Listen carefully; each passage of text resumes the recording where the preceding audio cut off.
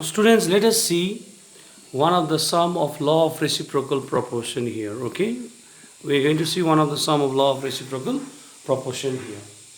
So the question says copper 2 sulfide contains 33.3% of sulfur. Copper 2 oxide contains 21% of oxygen and sulfur dioxide contains 40% of sulfur. So that this figure illustrates law of reciprocal proportion. But before you do this sum, students, this is how we do. Copper sulfide is CuS, copper oxide is CuO, sulfur dioxide is SO2. So there are three different compounds given: copper sulfide, copper oxide and sulfur dioxide. So I wrote three compounds. Now if you see here, how many elements are here? One is copper, one is sulfur, one is oxygen. That means the element which is here is copper, sulfur and oxygen. Copper, sulfur and oxygen. That means three different elements is forming three different compounds. Therefore it is the sum of law of reciprocal proportion. So the percentage of sulfur is given 33.3% in copper sulfide. Subtract this from 100, you get the percentage of copper. That is 66.7 it will come. In copper oxide, percentage of oxygen is given 20.1. So if you get the percentage of oxygen 20.1 in copper oxide, subtract this from 100, you get the percentage of copper, which will come 79.7. Similarly, in sulfur dioxide, percentage of sulfur is given 40%. Subtract this from 100, okay, you get the percentage of oxygen.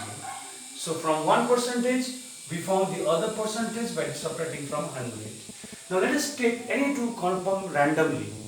Let us take any two compound randomly. So here I am taking is the first two. Just like in reciprocal proportion example I say. So now in these two compounds which you have taken randomly, which is the element which is common? Copper.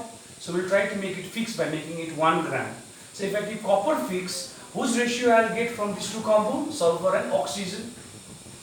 If I keep copper fixed, whose ratio I will get from these two? Sulfur and oxygen.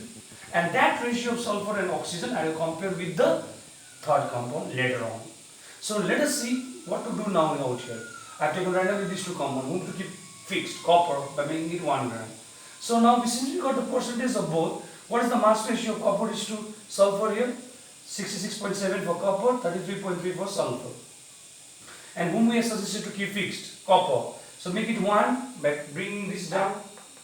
So if you bring this down, this will become 1, this will go down. And 33.3 divided by 66.7 will give you 0.49. This is 1 only. And if you round it up, it will come 0.5. Similarly, in these two, again we will find the mass ratio of copper is to oxygen. Copper is 79.9 and oxygen is 20.1. Again, whom we have chosen to keep fixed out here? Copper. So here also you keep copper fixed by taking this number down. So here remains is 1. So here will come 20.1 upon 79.9. So if I divide these two, it will come 0.25. Here is 1. Okay. So in both the cases, whom I kept fixed? Copper. So how to write down the statement after that? If we keep the mass of copper fixed, that is 1 gram, then the mass ratio of whose is left? Sulfur and oxygen. If we keep copper fixed in these two compounds, then we get the mass ratio of sulfur is to oxygen in the two compounds. So sulfur is to oxygen in the two compounds is how much?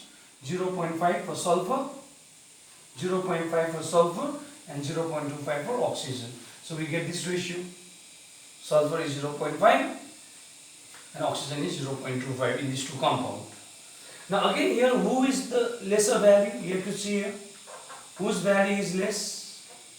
Whose value is less? Oxygen. So make it 1 by taking this down. So if you take this number down, so it will be 0.5 upon 0.25 and here 1 remains, and if you divide this 2, it will come 2. So I got the ratio 2:1. Let it be equation ratio 1.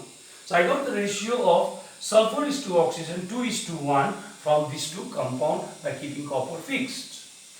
Now again we will find the ratio of sulfur is to oxygen in the third compound, that is in sulfur dioxide. So the mass ratio of sulfur is to oxygen will be 40:60. Since here you have kept sulfur first, so here also you keep sulfur first. Here oxygen second, so make it here second. So 40:60. 0 and 0 cancel. So 2:4, 4:6 means 2 2s are 4, 2 3s are 6. So you will get 2:4. So 2:3. And let this be the ratio 2.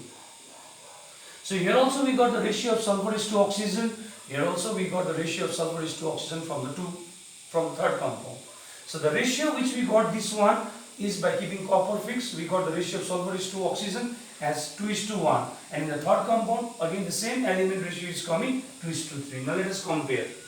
This 2 and 2 is same, but here is 1, here is 3. A bigger number is the multiple. So this is 3, which is multiple of 1. 2 is 2. 1 and 3, this is bigger number, so 3 is the multiple of this. That means the ratio 2 is the multiple of 3 is the multiple, isn't it? So the ratio 3 is the multiple of 1. So therefore, the ratio 2 is the multiple of ratio 1. This is also the ratio of sulfur is to oxygen. This is also the ratio of sulfur is to oxygen. Okay? And if you compare 3 is more. So ratio 2 is the multiple of ratio 1. Hence the law of reciprocal proportion is proved. Hence the law of reciprocal proportion is proved. So this is how we solve the sum of law of reciprocal proportion. The way I taught you theory, in the same way I have solved this sum, students. So what I have done, let us see it again. What I have done out here is I have written the 3 compounds given by the question, and in these 2 compounds I saw copper is same, so I kept copper fixed. By doing so, I got the ratio of sulfur is to oxygen. And whatever ratio we get from sulfur is to oxygen from the 2 compounds, we compare with the third compound. Again, the ratio of the same element, sulfur is to oxygen. And if the 2 ratio comes equal or multiple, then the law is proved. So this time it came multiple, so the law is proved. So students, you can take the screenshot and you can copy this. Okay, thank you.